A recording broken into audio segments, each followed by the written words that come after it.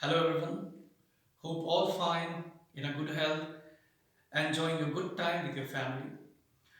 So today children I have come with one new poem from class 10th first flight, and the name of the poem is A Tiger in the Zoo, composed by Leslie Norris. So shall we begin? Right. Before that, I'd like to give a short introduction about this poem.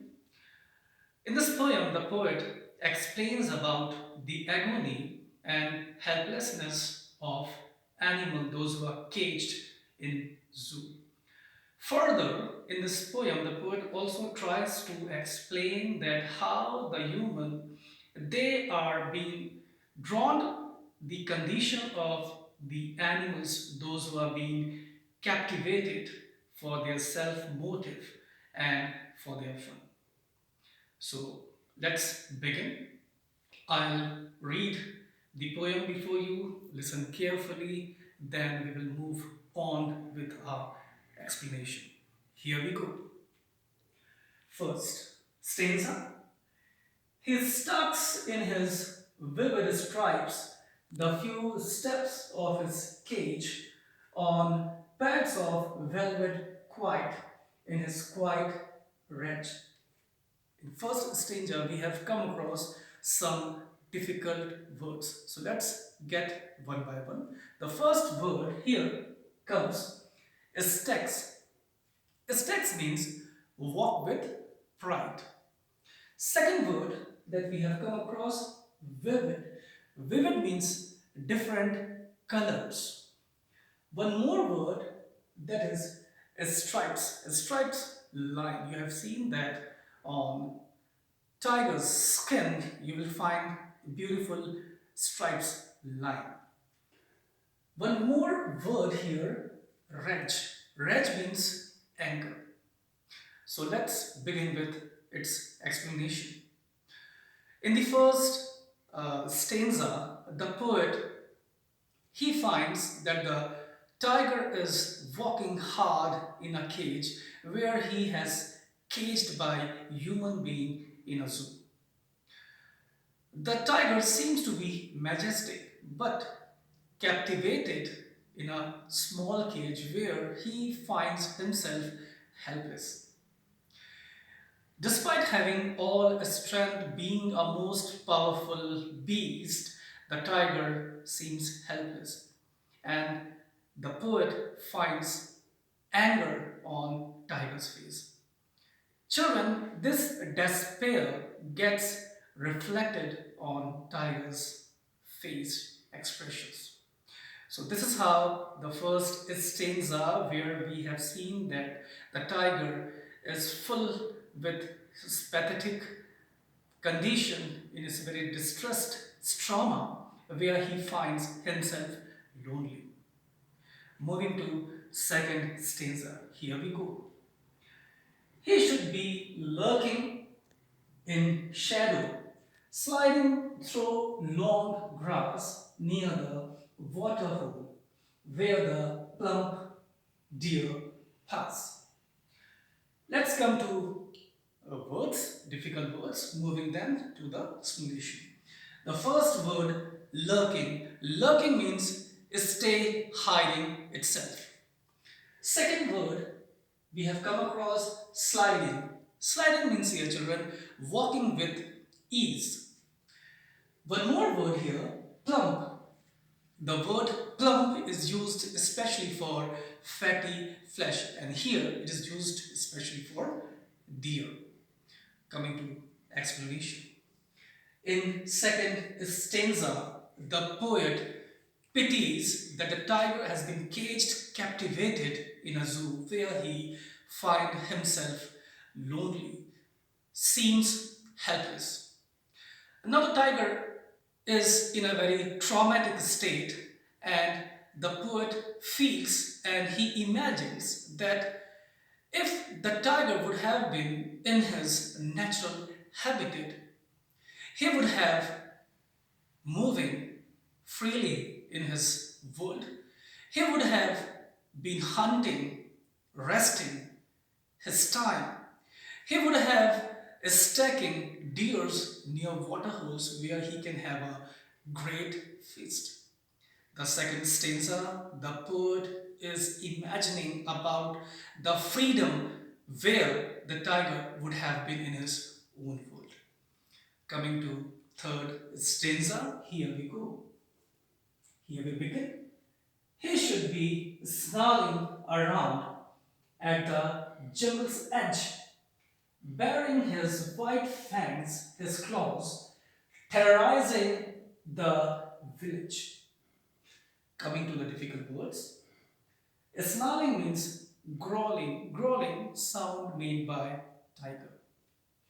Baring word, especially here, means showing nakedness. Terrorizing means here causing fear. Coming to explanation. In the third stanza, the poet imagines that what the tiger should be doing if he escaped his hunting with wild games. Now, at that point, the poet imagines that in that case, the tiger would have started fearing the people, those who are living around the jungle edges. And this is due to his anger, this is due to his tantrum that he is trying to show to the people, those who are living. And he is trying to show his angerness towards the people. Why it is so? Because the people, they start destroying the natural habitat of animal, and this is for the cause the animals now they are invading our cities, and this is how they have started. This stanza the poet has beautifully depicted about the mental psychology of animals living in jungle edges. Moving to fourth stanza, here we go.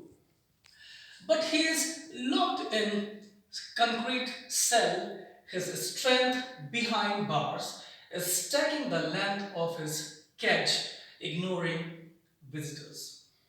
The word concrete means here something made of stone or rock, cement. Now, coming to the explanation part. In this poem, the Leslie Norris has tries to bring out the mental discrepance of a tiger, where he's trying to show the helplessness of that animal being powerful, having all the strength, having all that power, but still he seems helpless. He has lost his hope, and this is how he is trying to ignore the visitors, those who are coming to visit the zoo. Finally, the tiger start ignoring because the visitors, they are not able to understand the pangs, suffering of that animal, but they are also not trying to make him let him rest, and this is how he started ignoring the visitors. The fourth stanza, it tells us about the tantrum, it tells us about the infuriability of the tiger, where he was being captivated in that place. Finally, coming to the last concluding stanza of this poem. Here we go. He hears the last voice at night, the patrolling cars and stars with his brilliant eyes at the brilliant stars. The word here, patrolling, that comes in this last stanza, it means on vigilance. Coming to explanation, here the poet tells us about that now the tiger is unrest and he is disturbed by the patrolling cars, those who are on vigilance during all night around. He finally found that now it is a very pathetic condition for the tiger. He is difficult for him to resist that stay on, and finally he is in that ecstatic condition. And concluding the poem, the tiger, he start staring the sky where he is praying to God for his freedom, where he is asking for prayer, where he is asking for his freedom, children, where he is asking for his freeness, where he can back get to his world and he can enjoy his world, he can enjoy his life from this slavery. The same thing, maybe it is a human being or animals, children, everybody wants his or her freedom. So this is a theme of this poem, beautifully contrasted, colored by Leslie Norris. So that's the end of the poem. Take care, have a good time, be blessed, and have a class. Thank you.